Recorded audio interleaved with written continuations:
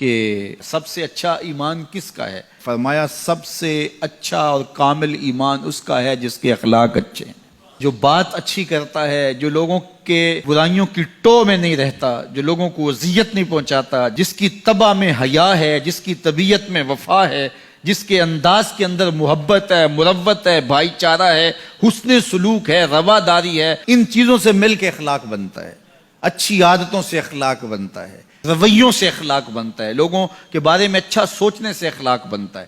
تو اچھے خلق رکھنے والا شخص اچھے ایمان کا حامل ہے۔ بہتر ایمان اس کا ہے جس کے خلق اچھے ہیں، جس کا کردار اچھا ہے۔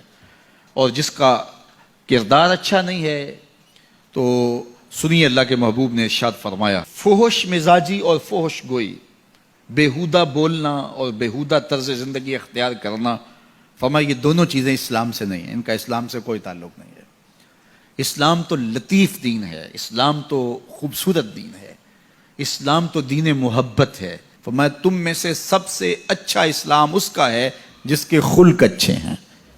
اور اللہ کے محبوب نے فرمایا بوئستو لأتمم مکارم الاخلاق، میں اس لیے بھیجا گیا ہوں کہ میں اخلاقیات کی قدروں کو بلند کر دوں، اخلاقیات کی قدروں کو اونچا کرنے کے لیے، ان کی تکمیل کے لیے میں بھیجا گیا ہوں۔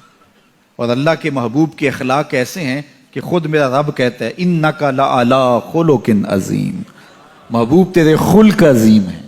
تو جس کے خلق کو میرے رب نے بھی عظیم کہا، وہ خلق کتنے عظیم ہوں گے۔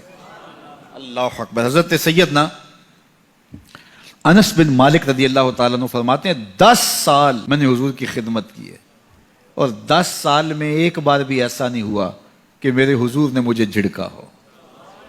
کیا محبت تھی، کیا پیار تھا، کیا خلق تھا۔ خلق اودے نے مولئی دنیا، خلق اودے نے مولئی دنیا، کوئی ورلائی جان بچاوے، آزم ایڈا سونا ماہی سانو کدرے نظر نہ۔ کچھ ان کے خلق نے، کچھ ان کے کردار نے کر لی، مسخر ساری دنیا شہ ابرار نے کر لی۔ تو اچھے اخلاق کا حامل جب بندہ ہوگا، اس کا ایمان کامل ہوگا اور اس کا ایمان اچھا ہوگا۔ تو نامہ اعمال میں جو عمل ڈالے جائیں گے، جو ترازو پہ، میزان پر جو عمل ڈالے جائیں گے، سب سے وزنی عمل نماز نہیں ہوگا، روزہ نہیں ہوگا۔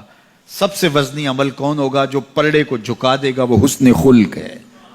تو لوگوں سے اخلاق اچھے رکھیں، لوگوں سے رویے خوبصورت رکھیں، بات کرنے میں سلیقہ سیکھیں، گفتگو کا طریقہ سیکھیں، لوگوں کے معاملات کے اندر، نجی زندگی کے اندر جھانکنے کی کوشش نہ کیجیے، اور لوگوں کے بارے میں حسن ظن رکھیے، ان کی بہتری کا سوچیے، اور ان کے لیے خیر کے ماحول کو فراہم کیجیے، ان کے لیے آسانیاں پیدا کیجیے، اور ان کو جو ہے وہ آپ اچھائی کی طرف بلائیے۔ میرے بزرگ فرمایا کرتے تھے جس سے دوستی ہو تو اس کا بھلا سوچنا چاہیے، اور کسی کا بھلا سوچنا یہ ہے کہ اس کی دنیا بھی اچھی اور بالخصوص اس کی آخرت اچھی ہو جائے، تو اس کو دین کی طرف لایا جائے، اس کو اچھائی کی طرف لایا جائے تاکہ اس کی آخرت برباد نہ ہو۔ یہ کسی کا بھلا سوچنا ہے۔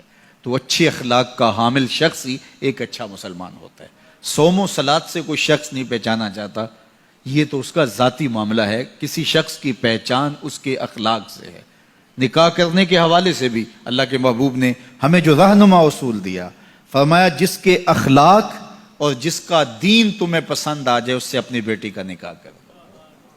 تو وہاں دولت دیکھنے کی تلقین نہیں کی گئی۔ اگر یہ قدریں ہوں گی ہماری، ایک دوسرے سے جڑنے کی، ایک دوسرے سے قریب ہونے کی، رشتہ داریاں کرنے کی، تو پھر اچھا معاشرہ تشکیل پائے گا۔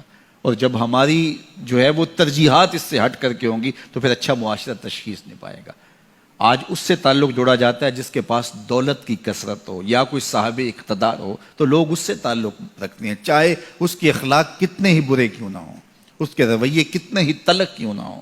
جو اچھے خلق کا حامل ہے اس کی قربت اختیار کرو، تمہیں زندگی اور آخرت کا نور نصیب ہوگا۔